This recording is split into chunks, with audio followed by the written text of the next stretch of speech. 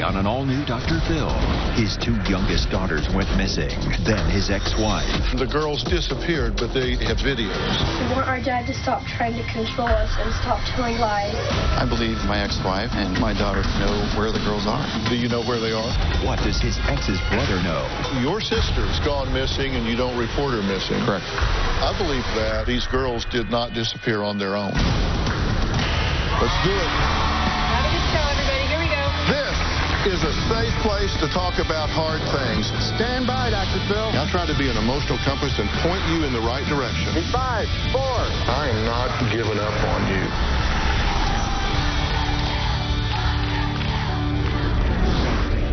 you. It's every parent's worst nightmare. Your two teenage daughters suddenly go missing. They vanish, disappear on a summer day, seemingly out of nowhere. A search begins. Their pictures are plastered on missing persons posters everywhere you look. That's what the distraught family of 15-year-old Sydney and 14-year-old Danielle have been going through for the past 157 days. But there may be more to this missing person story than meets the eye. The girls' parents, Brian and Michelle, have been divorced for 7 years, and the father, Brian, has full custody of Sydney and Danielle. As scheduled, Brian sent his daughters to Utah in May to visit their mother for the summer. But instead of returning to him, the girls vanished on July 11th, and a missing persons report was filed with police. It is completely awful that I don't know where my two daughters are. My angry sisters, Sydney and Danny, have been on my mind every day since they've gone missing. As their uncle, I'm very worried about them. We have no idea where they're at. I kept thinking that it was just one big bad dream and they were going to show up again. But after about a week and a month, it was obvious that they were gone. It's real heartbreaking that they're not in a place of love and safety in a home with their family. The first thing most people ask me is, how do you get through each day? And I don't know, actually. You wake up and you make a decision that you're going to face the day. And the rest of it's very hard. The family just wants the girls home, and they're hoping by being here today on national television, someone out there will have information that can help find them. My sisters ran away a week before they went missing.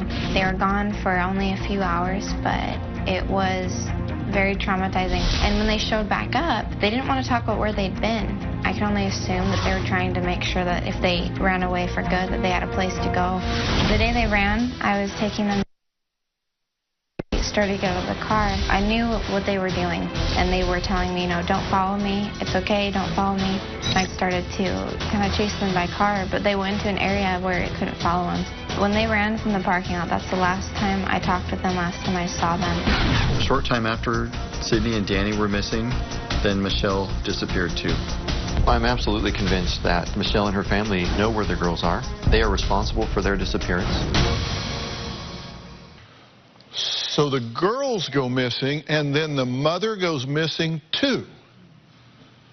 So what's going on here? As you just heard, Brian believes Michelle is behind all of this. One night, Michelle just up and left. She took the girls in the middle of the night and checked into a women's shelter. She had revealed to me in like a fit of rage that she was going to take the children. She says I could look, but I would never find her. My response to that was I filed for divorce. It's been a real trash campaign ever since. There was a lot of one-sided abuse in the marriage. She'd call me names, put me down, tell the girls I don't love them, tell them I was a terrible person. She would provoke me into trying to have me shove her, push her, or even punch her. She broke my nose once. I never returned that abuse. She would brainwash them into thinking that I was not a good parent, that I didn't love them. After all the divorce issues were settled, I was given full custody of the girls. And I've had custody now for over 4 years. Not only is Brian dealing with the stress of his missing teenagers, he is now in a battle with his oldest daughter, Brittany, who says Brian is overbearing, controlling, and abusive. When she turned 18 last year, she says she moved out of his house as fast as she could. Ever since I was a little girl, there was always fighting going on. I thought it was normal to be afraid of my dad. It was like living with a ticking time bomb. I didn't know when the next explosion was going to occur. I definitely got used to seeing him do the same things to Sydney and Danny, whether it was pinching and twisting their skin, pulling hair, pushing them. He would treat my mom the same. He would always be yelling at her, calling her names. I remember one instance where I saw him trying to shove her down the stairs. He started saying things like, "Everything you remember is fake." I started to believe that remaining silent was the best thing to do. When my dad would say that I'd been brainwashed, I never doubted myself. After I moved out, I knew I needed to get custody of my sisters to spare them from a life of misery. Okay, Brian, I'm sorry you're in this situation. Your girls are missing. Yes. And you haven't seen them in how long now? I have not seen them since May 30th. Okay, so it's been, wow, 7 months you haven't seen your girls. And how long since you have talked to your sisters? Since July 17th. That was the day that they ran away. You've had no contact with them since then? No. Do you know where they are? No. And you believe what? You think what has happened to these girls? I believe that my ex-wife, and Brittany included, know where the girls are.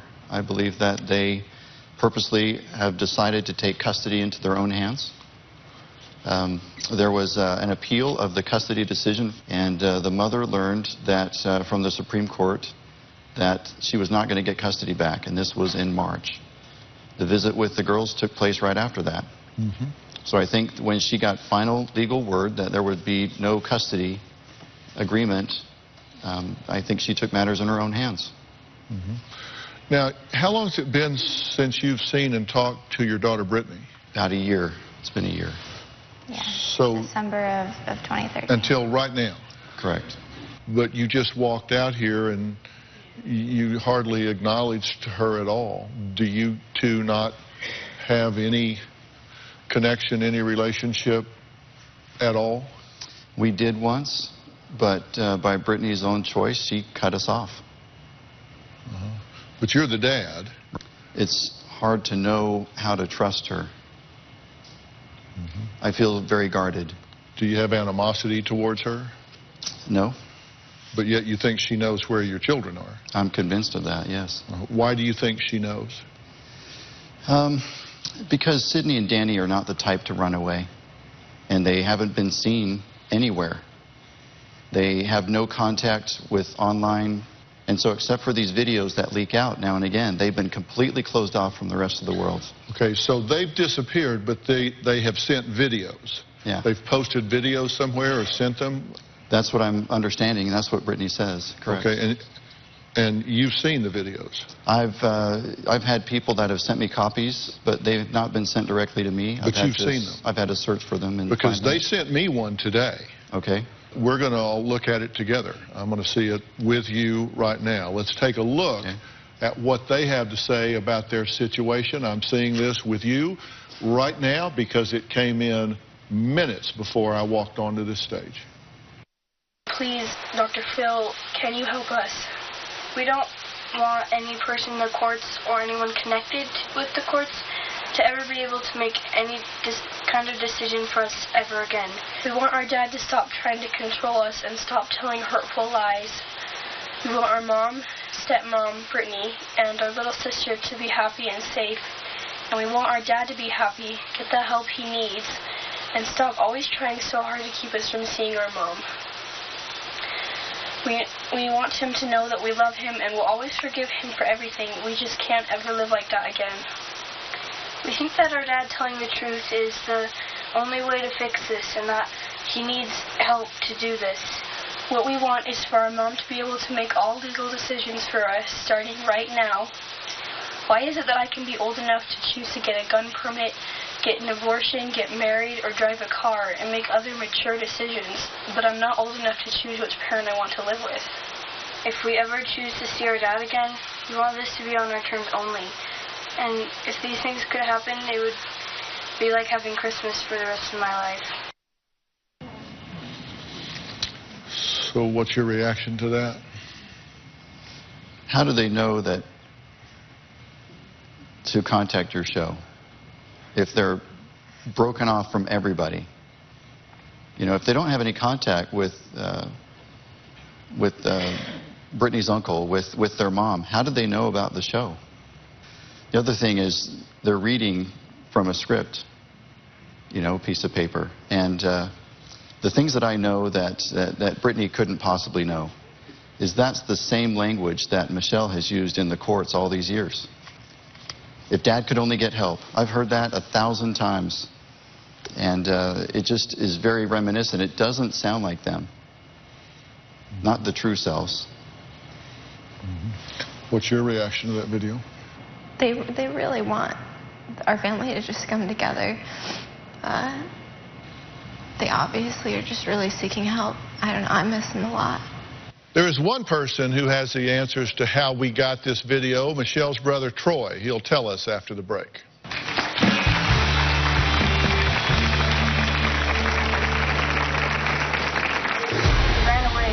No one was listening to us, and we aren't coming back until we can live with our mom again. Tomorrow on an all-new Dr. Phil, is her mom's boyfriend My girls are in her home being molested. a danger to her kids? Have you touched these children?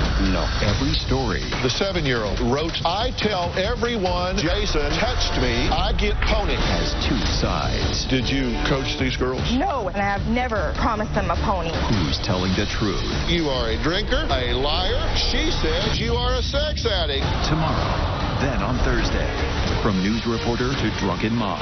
I remember sleeping in a bush. She used to tell me to kill myself. Kill yourself? You've missed a lot of this, haven't you? Get real, lady. You're a drunk. That's Thursday.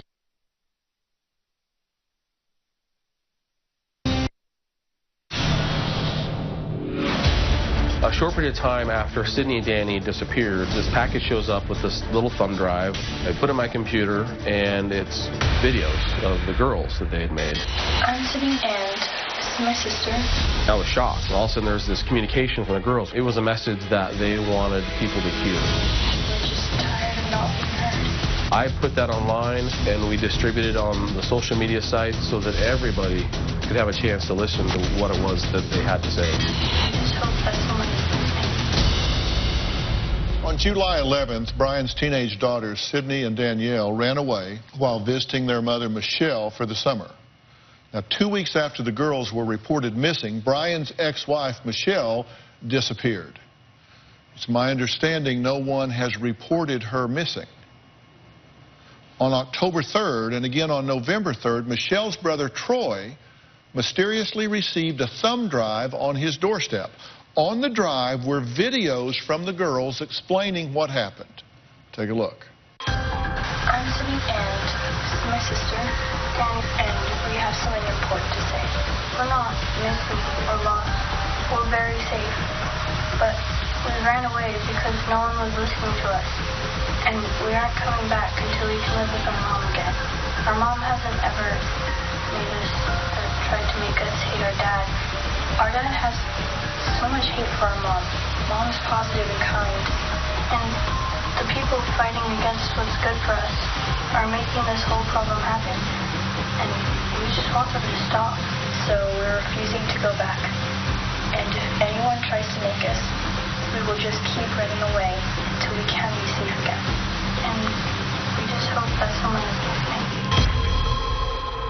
All right, Troy, thanks for being here. I appreciate it. So you just got a thumb drive on your doorstep that had this video on it. Correct.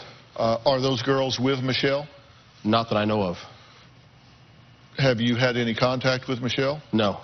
How is it you haven't reported her missing? Well, I mean, she's gone missing, right? She is missing. It's not unusual for our communication as a family, for at least for me, to not talk to her for a number of months. So it's not particularly unusual for me not to have spoken with her. About 2.5 weeks after their girls went missing, I received a phone call from my sister in distress regarding the girls being missing, and she wasn't really sure what was going to happen and what she was going to do.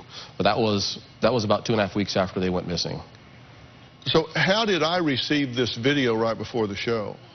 I'm not certain. I put it out on social media, and that's how you received it. So your position is you don't know where she is.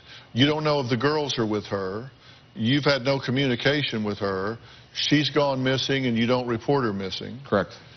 Because I find it hard to believe that you don't know that she's with the girls and that you wouldn't report her missing if she just went off the grid.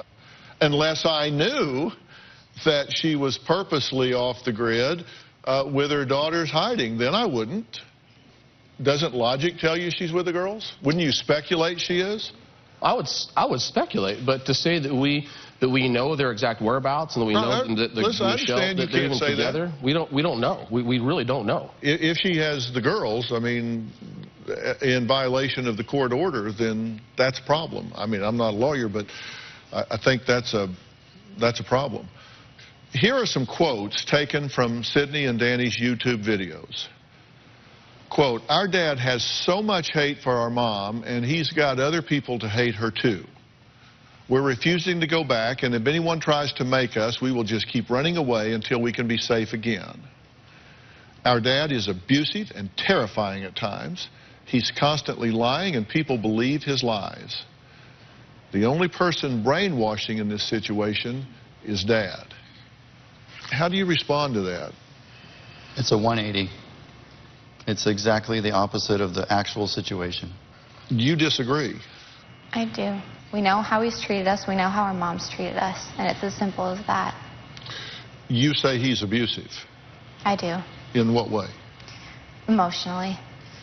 Always negative things about our mom, about us, saying that we're lying. Stuff that really hit home to our character and our self-esteem. Mm-hmm. Did he say something to you about when you're going to be married? I'm now engaged, and it's hard because I remember specific examples of him telling me I'm going to end up just like my mom. I'm going to get divorced. I'm never going to have a good relationship with my future husband. And that's not true. Were you harsh with these girls? No. I don't know what's going on here.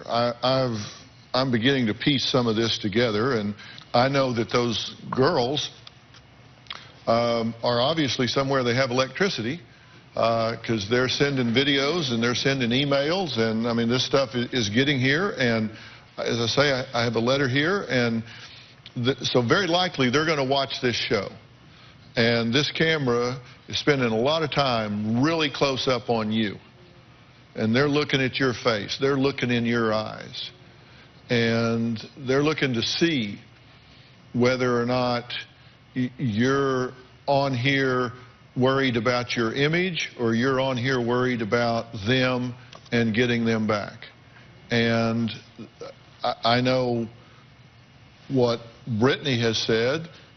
According to her, she said you criticize the girls if they put their fork down wrong, if they shut the fridge wrong, that you made Brittany quit art classes that she loved, that you took the girls' phones and you compared records to see if they deleted texts, that you limited calls to their mom to 15 to 20 minutes a week, that you plugged cells-in chargers near your bedroom to control what was going on, that you set up cameras along the perimeter of the house, that you read their private journals, that you didn't allow the girls to hum, work of the devil, that you were very, very controlling of them, and that they reacted to that. And this is your current wife, Angie? Yes. You wanted to say something, Angie? Please. These things are not true, Dr. Phil. This is my home that we're talking about. Okay, this is our home. We have had cameras around our house to keep our home safe. We had cameras around our house to keep our property safe.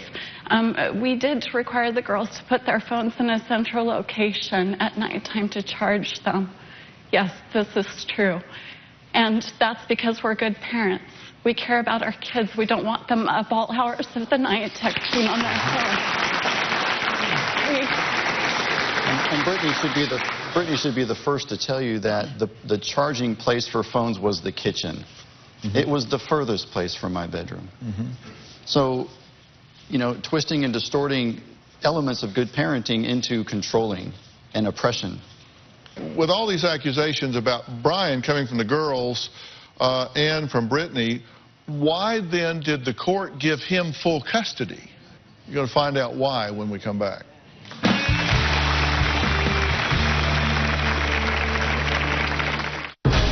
My mom drinks every day, all day. Do you drive impaired with the children in the car? Now, don't put your head down. Stay with me here. My life right now is working okay. You're paying a guy to choke you to death in the woods. That's not working. She's posting that you killed your own baby. Watch your mouth, okay? Hey, don't talk to me like that. Excuse me? Plus, like father. We caught Todd crushing and snorting pills in the bathroom. Like daughter. My daughter crushed the candy. Who told you how to do that? Daddy? I would never teach that to a child. Is his wife real? We've never met. You're sending her $100,000. Or a Nigerian love scam? I know some things about Kelly you don't know. Her parents. They do not exist. It all happens What if this is a changing day in your life? this February So when she comes out of rehab and starts drinking, where's she get it? Me. on Dr. Phil. You have no idea how much I want to slap you right now.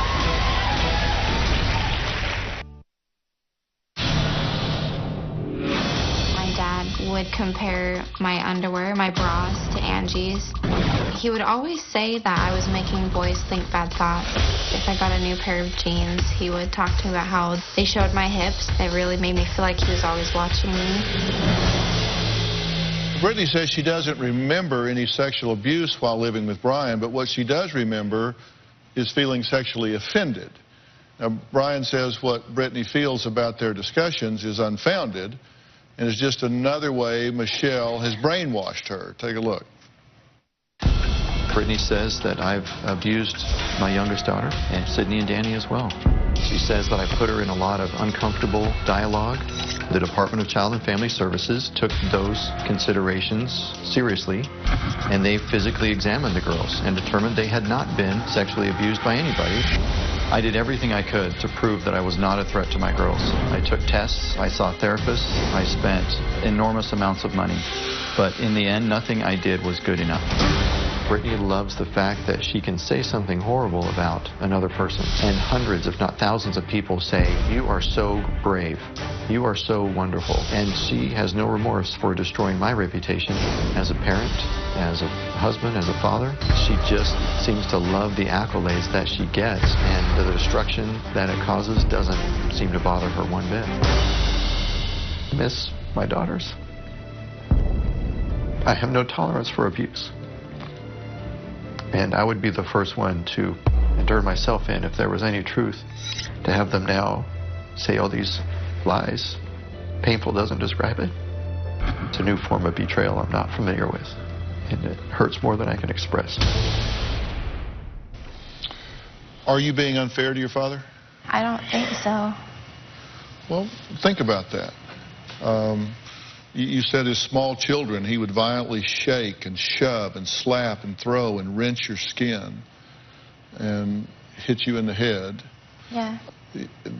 These are, these are serious accusations. Have you attempted to smear your father's reputation? No. Have you attempted to hurt his reputation? I by no means want to hurt my dad's reputation. Well, you've made public postings on a public blog of personal information about his psychosexual evaluation, court documents about their marriage, Facebook post. I mean, you've put it all out in public, critical things about him. What is your objective? If not to hurt his reputation, what is your objective? My objective is to not only help my sisters, but to give the people who are involved in this a fair insight. I think the first story that came out from this through my dad's Facebook site was that these girls had been alienated by their mom. Yet I knew the years of things that my sisters had told me. And, I mean, if this was going to be a public thing, then the truth of my personal experiences with my dad needed to be posted as well. I'm reading from the custody modification papers here. They described your mother as, quote, thinly veiled and hostile in her manner, that she was reluctant to cooperate with answering even simple questions. She had to be admonished to answer questions. Her demeanor was not cooperative or credible. The administrative director for Family Academy testified that 100% certainty that she had coached the children, that she refused to stick to the schedule that had been set out by the court, that coaching was emotional abuse. The court-appointed evaluator, this is another person, said she coaches the children. She is vehement and vindictive. She interfered with parent time. Her actions are not in the best interest of the children. The children are not well adjusted due to problems created by Michelle, that she created a wedge between Brian and his children. It said, I do not see any risk regarding Brian sexually abusing these girls. And the court-appointed custody evaluator testified fears of abuse are unfounded, and the children are hypervigilant about issues of sexual abuse due to behavior of the mother. It will be damaging to the children long-term to continue to believe that Brian would abuse them. And it just goes on. And you say, well, they were just all wrong. But were they? Because it now appears, don't know, but it certainly appears that she, in fact, has taken the children in violation of the court order and absconded with them. If your sister is with those girls, she needs to bring those girls back to family. People that have nothing to hide, hide nothing. Closed captioning provided by...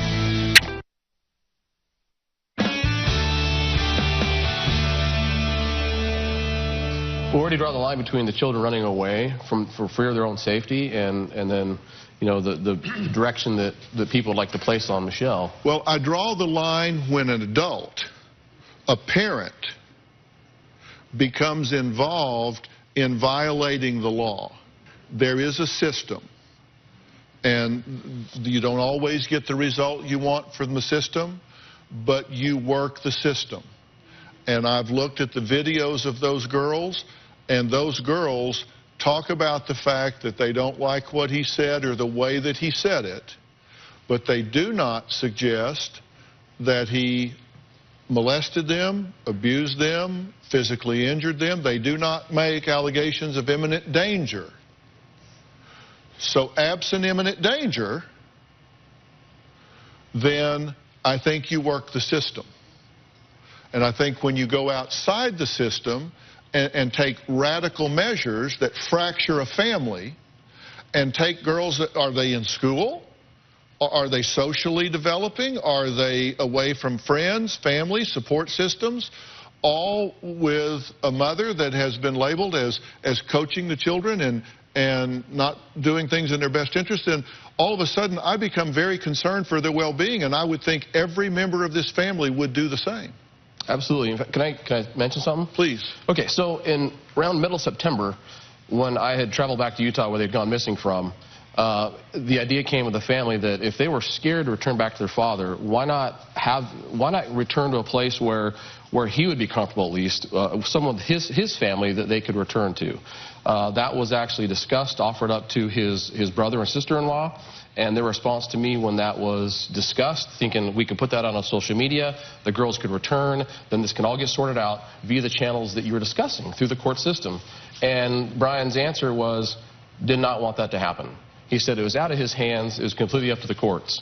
Now, as the custodial parent, he's got the ability to make a lot of decisions there. So I don't know why we even got to that point. We shouldn't be here today. Those girls could have easily been back with his brother, and this could have all gotten sorted out through those legal channels you're talking about.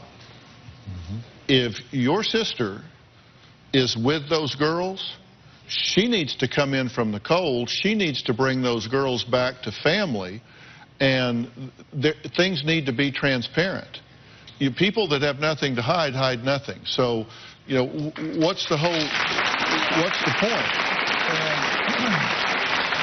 And do I think this man is perfect? Do I think he's made perfect parenting decisions, perfect marital decisions, perfect partnering decisions? No, no, and no. Sorry. Fair. No, fair. And I'd say the same thing about myself. I'd say, you know, nobody's perfect in these things. But I'll tell you what, he has subjected himself to every manner of evaluation and monitoring and been transparent. And trust me, in this situation, there will be a high degree of transparency going forward. I mean, you're living in a glass house when you're in this kind of a custody situation. Absconding with these girls, if in fact that's what's done, I don't know if it has either, because she won't call me. I invited her to call, and I said, I won't trace you, I won't track you, I just want to talk to you. When we come back, I'm going to talk to the girl's maternal grandmother. Does she know anything about where these children are? This might be something she can reveal after the break. We'll be right back. Tomorrow on an all-new Dr. Phil. Is her mom's boyfriend a danger to her kids? The 7-year-old wrote, "Say Jason touched me, I get pony." Did you coach these girls? No, and I've never promised them a pony. That's tomorrow. Closed captioning provided by... I grew up in a household that was very strict. We had to watch the way we talked. We had to have our phones monitored. We weren't allowed to hum because he said that it was an uncontrollable habit of Satan. You could get upset over holding a fork the wrong way, shutting a door the wrong way. So breaking one of these rules could result in a tirade, and there could be yelling, and it could last 4 hours. The good times were very short-lived in comparison to how often we lived in fear of him. Brittany believes that her teenage sisters, Sydney and Danielle, ran away 157 days ago to avoid living with their father because she says he is abusive and controlling. Now, Brittany has even tried to get custody of her sisters with the help of their maternal grandmother, Judy. Now, Judy is joining us via Polycom right now. Judy, thank you so much. I appreciate you being part of the show today, because I want to hear from everybody that has the ability to influence in any way whatsoever what happens with these girls.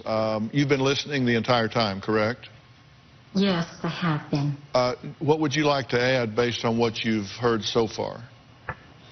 Well, first of all, I am very grateful for the ability for Brittany and Troy to be heard, because Brittany has an incredible story, and it's been very difficult for her to come out and tell this truth. Mm-hmm. Her father has basically disowned her for telling these truths, and it's been heartbreaking for her. His whole side of the family has disowned her. I want, of course, for my granddaughters to be safe. Do you know where these girls are? I have had no contact with them. I do not know where they are. I do not know where my daughter is. The last time I saw her, she was at my house, and she told me that she might have to leave for a long time. Comment on this, if you would, because Brittany gave us a lot of information. She gave us some interesting information which she's posted on her blog. One of them was a journal entry written by her sisters saying that their mother is the abusive one. You gave us something where Sydney writes, "Mom is a liar and an abuser. Mom has brain emotional problems." That's quotes of what my dad has said. Mom joined a secret cult of women. That's... You know, yeah. Sorry, I mean, that wasn't really described extensively on my blog, but that was the list of things that Sydney wrote out of what my dad had said to hurt her. Right. Sorry. Do you say those things to her? No. Do you think that she has joined a cult? I think that they've employed the use of an organization that helps hide kids. Uh-huh. So you think that she's gone to some underground of people that believe there are abused children and convince them that you are in fact an abuser of children? Right. Minutes before the show started, I got a letter from her, an email that came in.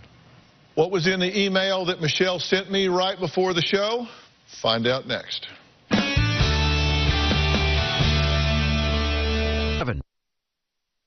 We can't do this show without you, our studio audience. If you are going to be in the Los Angeles area and you would like free tickets, go to drphil.com and click on Be in the Audience. Because we have a lot of fun here, don't we? Or you can call 323-461-PHIL. That's 323-461-7445.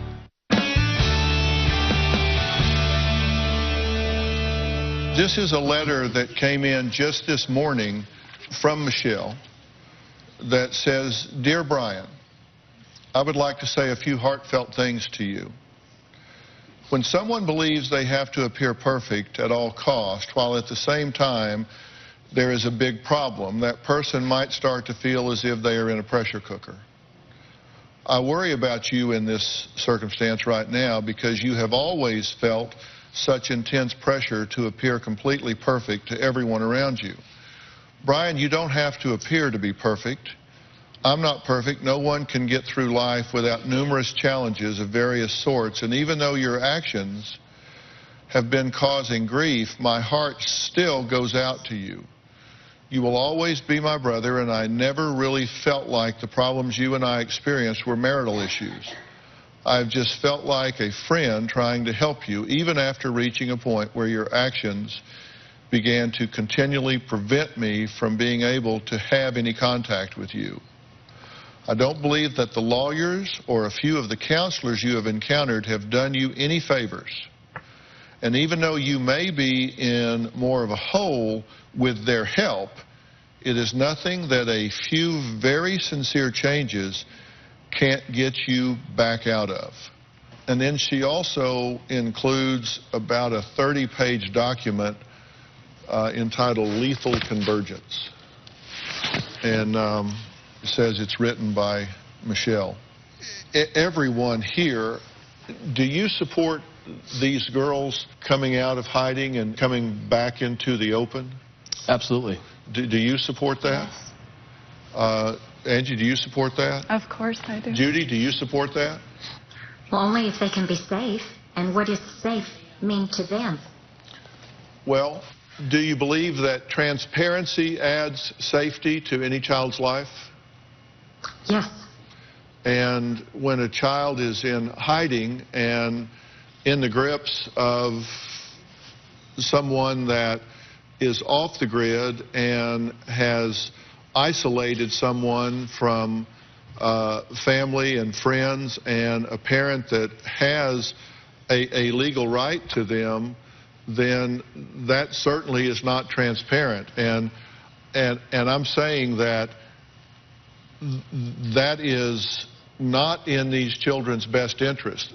Certainly because of your being here and because of this now having such a bright light over it, you know that there's going to be a great deal of scrutiny, Brian, correct? You know there's going to be a great deal of transparency brought to this situation. Yeah.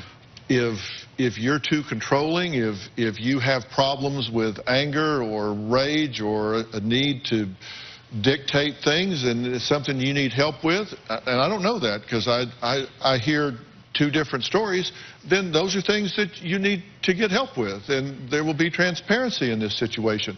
But I can tell you that there's no transparency with these girls on the run. It is not in their best interest to live as fugitives. I am 100% in agreement with the fact that they shouldn't live in hiding. They need to come out. But something needs to be worked out where they feel, safe enough to be able to do that, or else they're going to feel like they're going to be thrown, straight back where they don't feel safe. Brittany, you know as well as I do, those girls had so many people they could have reached out to in Utah. There is no way they would have run, and there's no way no one would have seen them. There have been no leads. How does that happen? I have a sneaking suspicion that these girls could probably make a pretty good case for seeing you at times as being over-controlling and overbearing and a little uptight. I felt the same way about my parents until I was a parent. Yeah. And then I told them, hey, you guys actually did a great job and you kept me out of a lot of trouble. And that may happen sometime in the future. But I'm just telling you that's maybe where these girls are at this point. And at some point, you hopefully may have the chance to have that dialogue with your two girls and maybe even have a chance to listen to them a little bit and lighten up a little bit. I don't know. Maybe that... We hope for that. Yeah, maybe that would be timely and maybe that would happen. But I also believe that these girls did not disappear on their own. I think their mother was very involved in this. We'll be right back.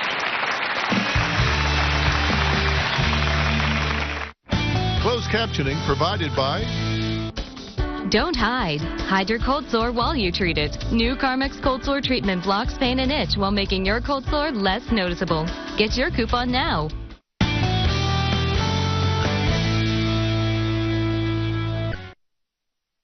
Want to know what's coming up on Dr. Phil? Visit our website and subscribe to our email newsletter. You'll get weekly updates, life strategies, and exclusive video that you won't find anywhere else.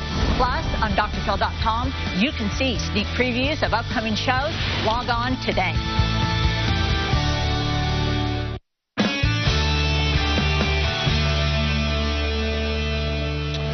I'm going to take this time at this point to address my comments to Michelle. As I said before, I want to talk to you.